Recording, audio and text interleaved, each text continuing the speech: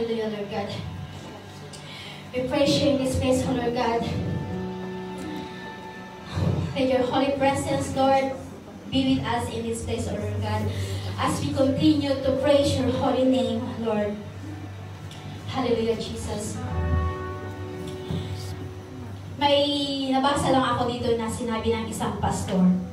Ang sabi niya dito, that on the other side of the battles is the blessing if you don't give up.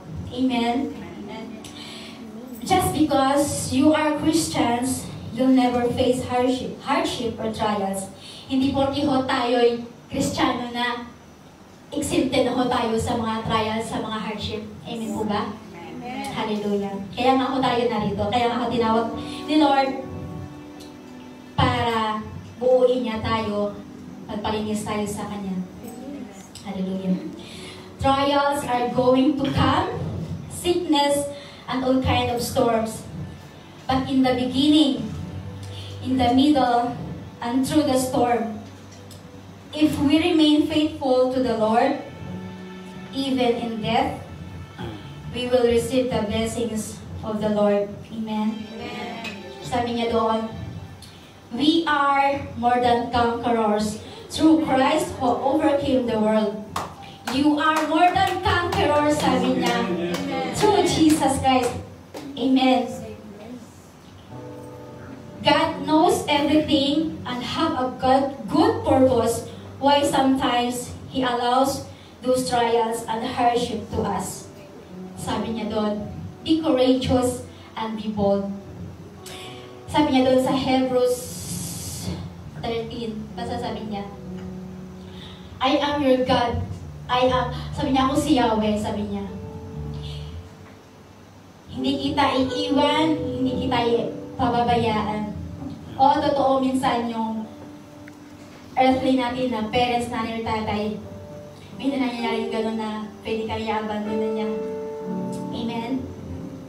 Pero si Lord, never, ever, ever. Sa nakatuwid, tayo yung naiiwan sa Kanya. Totoo po ba yun? Amen. Amen. Pero isa lang ang kasagutan doon. Go back to your first love at hindi ka niya bibiguin. Lumapit ka sa Kanya, hindi ka niya bibiguin. Hindi ka niya itatakwil. Hallelujah. Hallelujah. Doon din sa Hebrews 4:16, sabi niya, let us then approach God's throne of grace with confidence so that we may receive mercy and find grace to help us in our times of needs. Doon din sa Acts 16-25, naalala niyo si Paul sa si Silas? That time na binanggo sila, siguro kung tayo doon sa time na yon, makakayanan kaya natin yung dinaranas nila? Makakayanan kaya natin yung paghihirap na dinaranas nila? But dahil kay Lord, dahil sa faith nila na nanindigan sila na may Diyos sila na buhay, na kung nasaan si Lord, andun yung tagumpay sa bawat trials, sa bawat hardship. Dahil lang sa true prayers, mag-awit sila, umawit sila ng mga hymno, wala silang ginawa buong gabi, kundi manalangin kay Lord, umawit ng umawit, hanggang sa nakalas yung chain sa kanilang nakagapos. Hallelujah. Ganon ka-powerful ang Lord na ating sinasamba. Amen. Hallelujah. Yung nangyari din kila Joshua, through prayer, through din sa pag-awit ng mga hymno, doon sa harian ng Jericho. Dahil sa faith, nawasak yung kaharian ng Jericho. Hallelujah, praise the Lord. So, hindi ko man alam kung may dinadala kayo ngayon o ano, but si Lord lamang ang nakakaalam. Patuloy lang tayo mga kapatid na panghawakan yung kanyang mga pangako sa ating buhay. Dahil hindi niya tayo bibiguin. Hallelujah. Hallelujah. So ngayon, awitin po natin ang To Our God. Sama-sama ko natin kakantayin To Our God. And raise a hallelujah. Hallelujah, Jesus.